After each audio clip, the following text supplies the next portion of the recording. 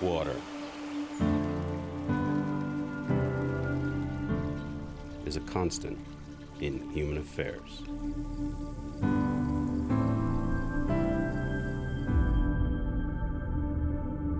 It's a means to power, and power itself.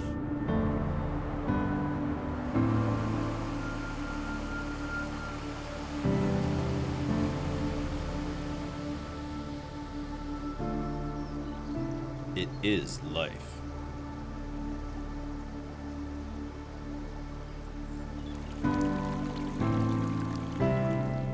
It's also been the cause of grave tragedy.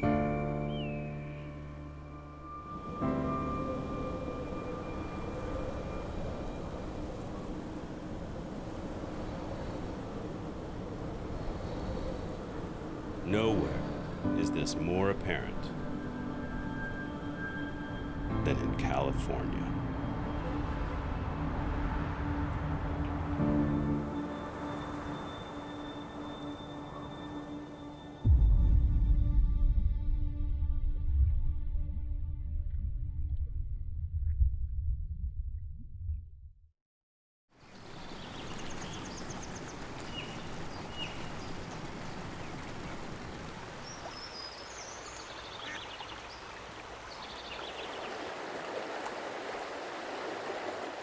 We're right now at one of the ancient irrigation ditches and the whole system of irrigation ditches here in the Owens Valley in the Bishop area.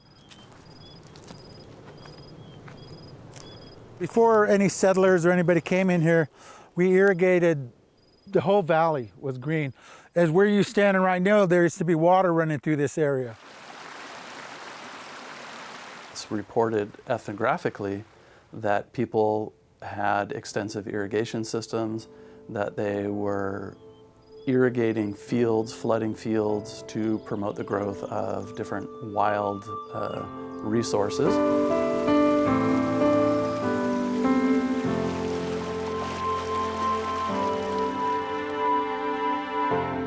We take pride in how our ancestors kept land and utilized the resources, you know, to sustain life. The irrigation was spread all over to create life. It created life all throughout the valley.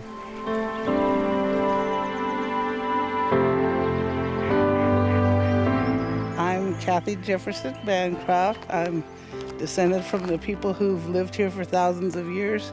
I'm also the Tribal Historic Preservation Officer for the Lone Pine Pike Shoshone Reservation. We know we have our creation stories here. All of our stories have to do with these surrounding mountains and water. And that's who we are as a people. Where I'm sitting right now is an old Indian ditch, part of the system that irrigated the entire Bishop area.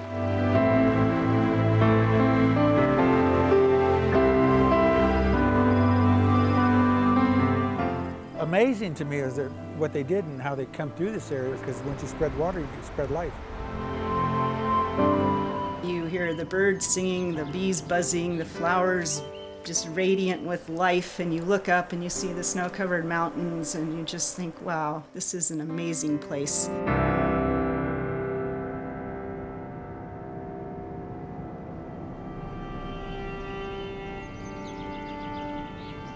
I mean, there's water here, but there it goes.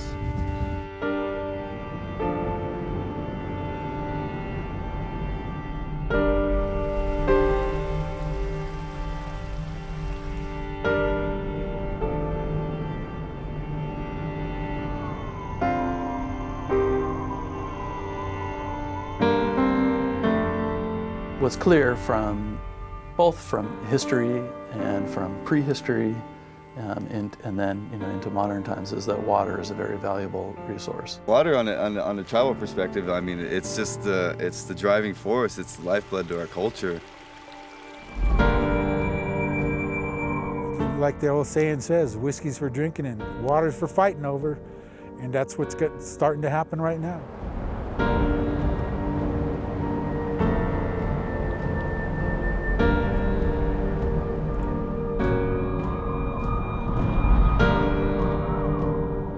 The LA Aqueduct is about a mile above here,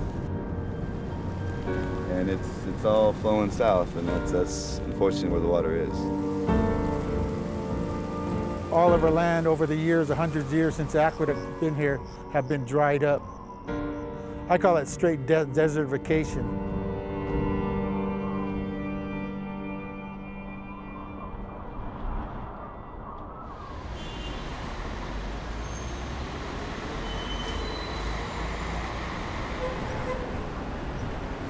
The city of Los Angeles and all that's around it couldn't be what it is today without imported water.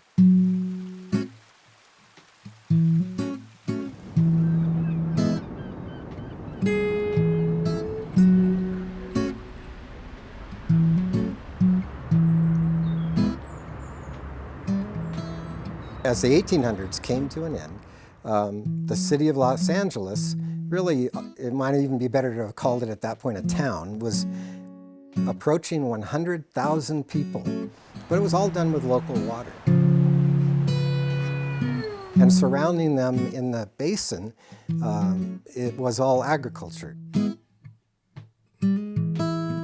Los Angeles County was the #1 agricultural county in the nation.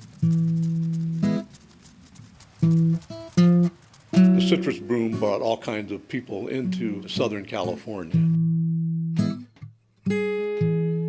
But of course, all of that citrus had to be irrigated. You could not dry farm oranges and lemons. The real estate folks, the folks who owned land that had not yet been developed, could see that it was going to stop. The city engineer of the water department, William Mulholland, actually told, publicly stated that this city will have to max out at about 200,000 people unless we can find another water source. So Mulholland knew that they needed water in order for this dream of a large LA metropolitan city to occur. Where is he going to go? I can't think at that time period of another place that would have worked out as well for them as the Owens Valley, even though it was 200 miles away. The geology of the area really makes it happen.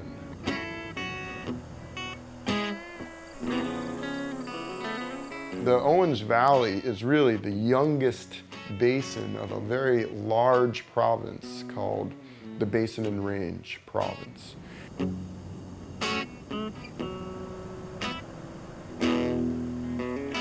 The fact that it's young means that, one, you're next to an amazing source of moisture.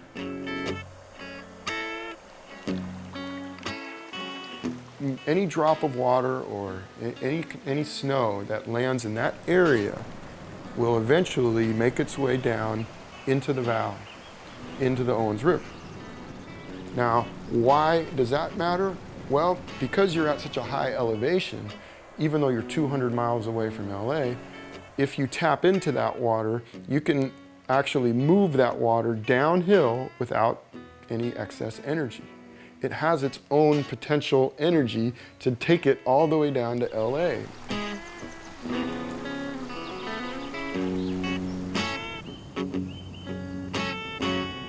I think they chose well.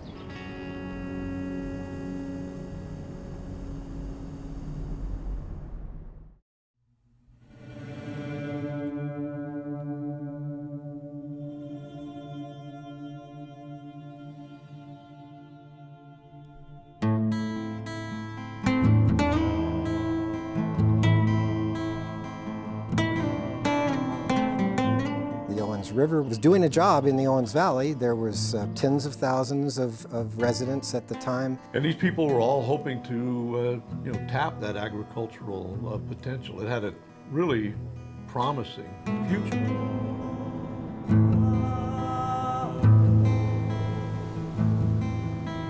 It's exactly at this time that Fred Eaton had decided that the Owens Valley water is what LA needs for its future. Los Angeles came in, tapped the water, acquired almost all of the land that was available to get the water rights, and took the water south via the LA Aqueduct.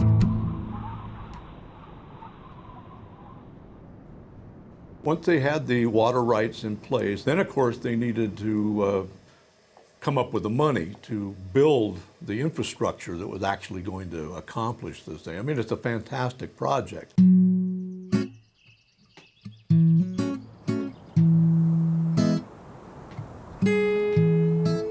During the campaigns to get voters in the city of Los Angeles to approve the money to have bonds to build the LA Aqueduct, the voters were told very strongly, in very strong words by the publishers of the LA Times, anyone who decides to go to and vote against these bonds is an enemy of the city. They weren't told the honest thing, which was not, we will reach a limit of growth. They were told, if we don't vote these bonds, it means the life of the city, that this city will die.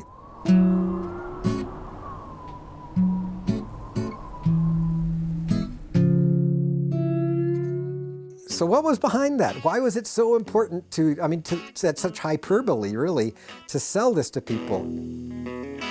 What was behind it, I believe very strongly, was the desire to maximize the real estate values of these dry lands.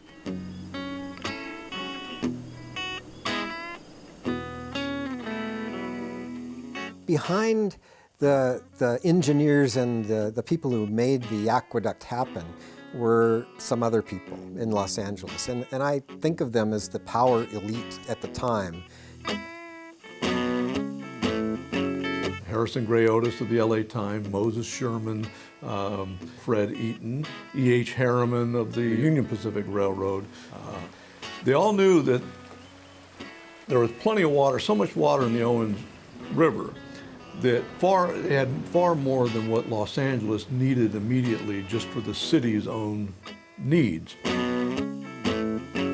So there's going to be a lot of so-called surplus water made available, which Los Angeles would then be able to sell to all those emerging citrus orchards in Southern California.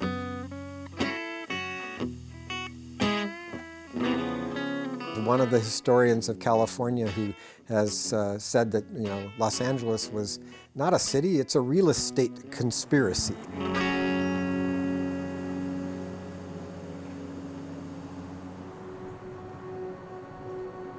Regardless of what you think about the LA Owens Valley Aqueduct project, it's hard, or actually impossible, not to admire the thing from an engineering standpoint. It takes that water from enormous volumes of water, 250 miles almost, across the deserts of Southern California. I mean, it's a hell of a thing.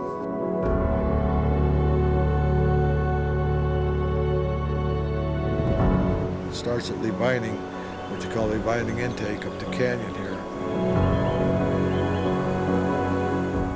And it goes by tunnel all the way around that side of that hill and goes through a pipeline. And it goes down and goes all the way to Grant Lake. Then there they take it down through a cement tunnel and goes to West Portal. And it goes by tunnel from there to East Portal. And all that water goes south. It dumps into what they call the Owens River. And it all dumps into Hayweed. And then from Hayweed goes by pipeline again. It's all by siphon.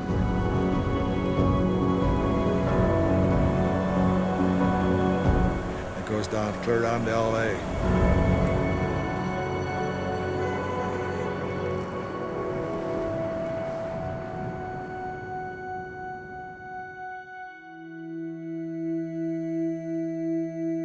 In November of 1913, Los Angeles held the great dedication ceremony of the completed aqueduct system.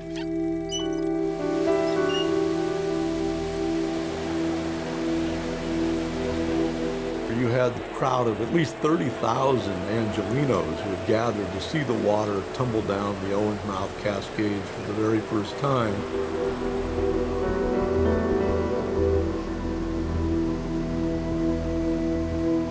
And it was there that Mulholland gave his famous 5-word speech. There it is, take it.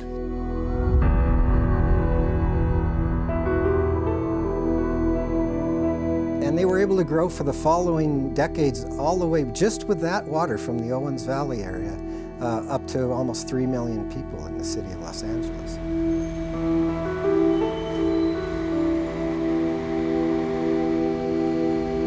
The city of LA definitely has the Owens Valley to thank for the development and who they are today and what they've become today.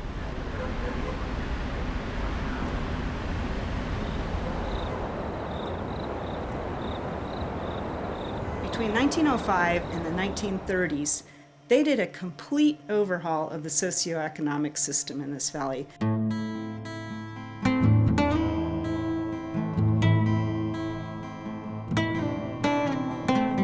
They cut off all these creeks and they consolidated them to drain the water out of the area. Farming, just went belly up. People moved away. People's livelihoods completely suffered, and they didn't care. The Owens Valley actually did something that happened nowhere in California, and that is the population actually declined.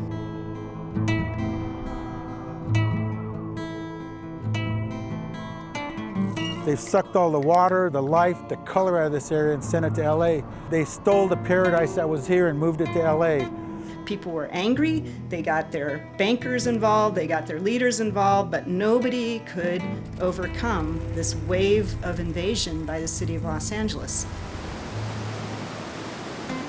With the farmers pressed to the wall because of the agricultural depression and the drought, they really had no choice but to sell out while the selling was good. And LA went on a deliberate divide and conquer strategy, basically telling, sell out now. If you wait too long, we'll be able to get your property pretty much for free if you wait too long.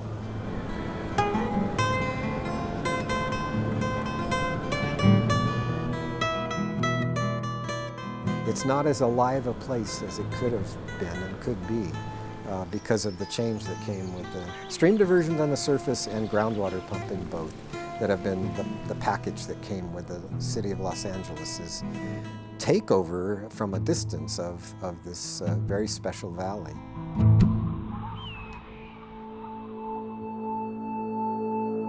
Once the water started being diverted at the diversion point at Tinnemaha, the entire stretch of the lower Owens River went dry. And of course, no water reached Owens Lake.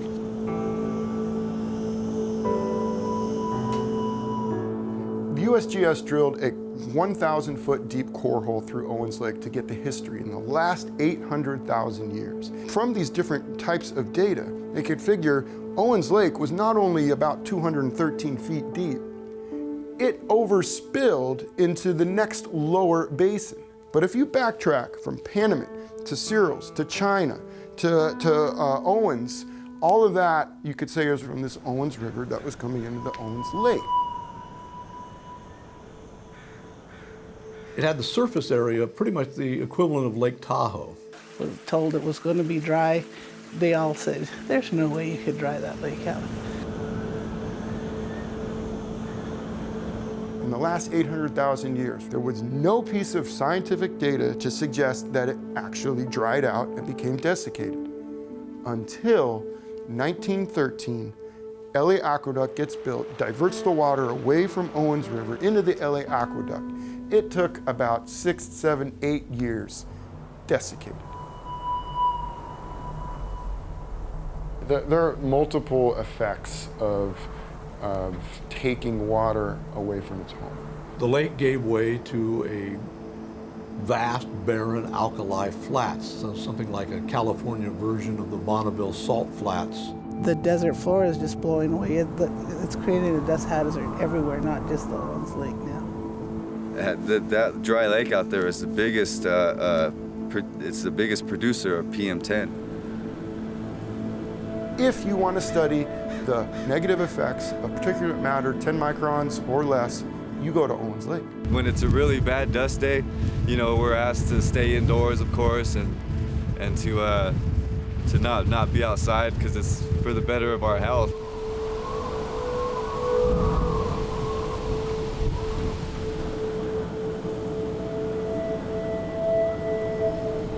People in LA have complained about when we get these high windstorms, they complained because their paint started chipping off their cars and they traced it back to here.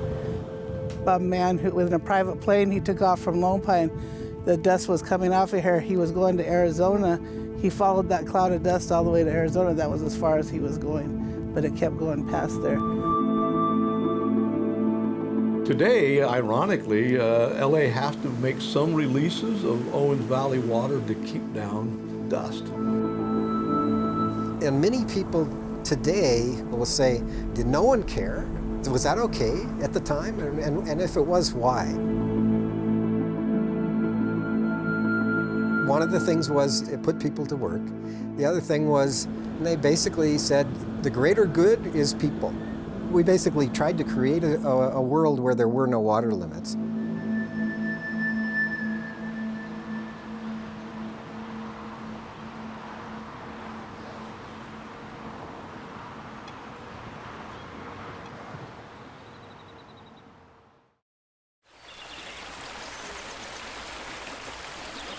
The lessons that history provides are often either forgotten very quickly or they're willfully ignored. And as a historian, I find that incredibly frustrating.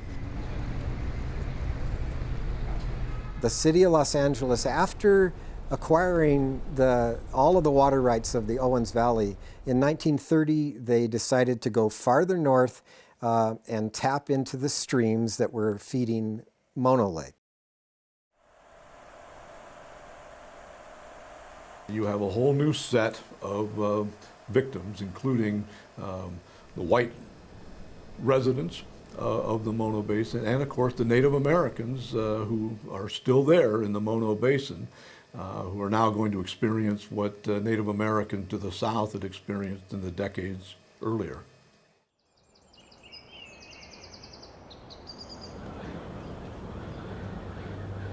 I would like my descendants to know this was a beautiful place to grow up. As children, we hunted and fished, we played in the water from Levining Creek, we dove off tufas at Mono Lake. The meadows had beautiful wildflowers in the spring. Then the creek was dammed up and the water was diverted to the Los Angeles pipeline. Now that meadow is no longer. It's all sagebrush. Mono Lake has gone down 40 feet, and the tufas are on dry land. I come from a family that believes in protecting this country.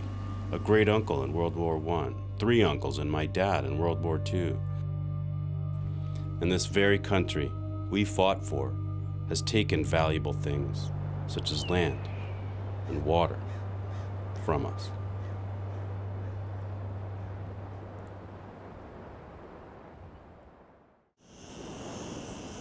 A lot of people now think, well, that was the past, that was the 1930s.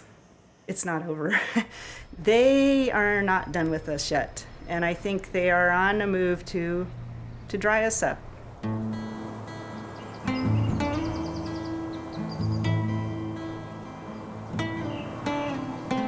What comes off of the surface isn't enough for them. They go to the point to take it from the ground, depleting the water table, and the groundwater. Even the sagebrush are having a hard time surviving around here because the groundwater table has been lowered so much that they can't survive, and their roots go down 50, 60 feet. If you lower the water table due to pumping, then those plants, those very hardy, resistant plants,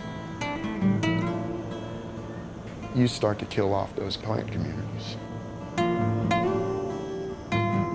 The more they pump, the more they're going to drag the color and the life out of this area. They're just going to kill us off.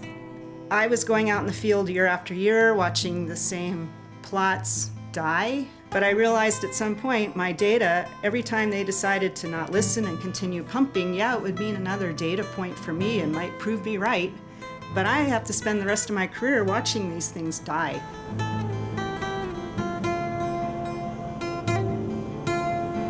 A lot of our meadows have been lost, and a lot are still being destroyed. You might say we're converting meadows into blowing dust.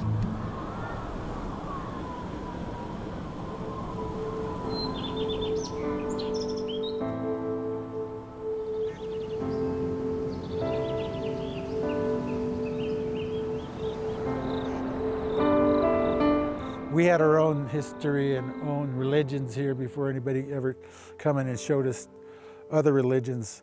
And our religion was to live with the land.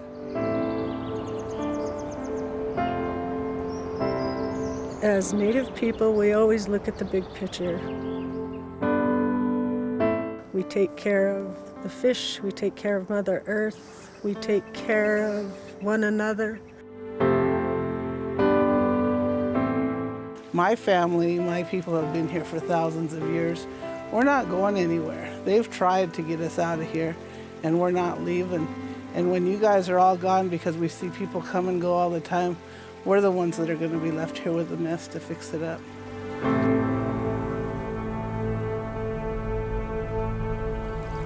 You know, we fill up our swimming pools, we water our lawns.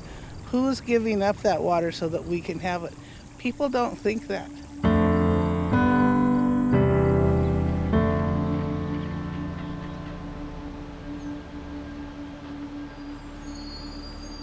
The problem is we have a California growth model that doesn't like to think about such a thing as limits. Our society has deemed everything as growth. Let's grow, grow, grow, grow. Well, cancer does the same thing, and humanity has become, I look at it as almost a cancer on the face of the earth. Whether we like it or not, we're bound to natural order of laws, and this is in conflict with that. Enough is enough. Man's history right now is destroying the earth. Their whole attitude about let's grow, it's uncontrolled growth.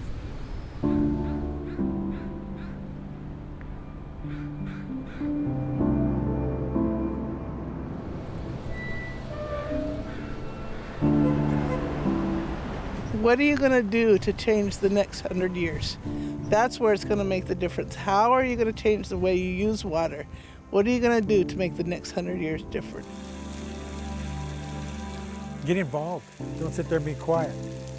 Because you're an accomplice to the destruction of Mother Earth if you sit there and just say everything's fine. You know, if you're happy in a world of cockroaches and pigeons and weeds, then you don't have anything to worry about. Your conscience is clear, because that's what you're creating in Owens Valley. A lot of people look at the Owens Valley and compare us to, they don't want to be like us. It's a microcosm of what the world could be.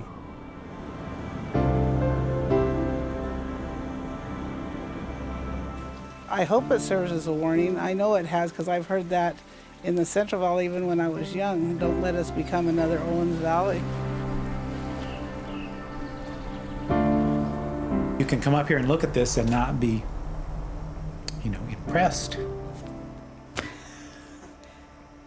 You're a lost cause, When's it going to turn around, or if Owens Valley is not a good enough example of it, I mean, what is going to be a good enough example of that? To most people, they have no idea where their water comes from, so they don't really care. We want people to start thinking, there are people up here, you're affecting people, this means something to us. LA never has enough water, and they still want to take more.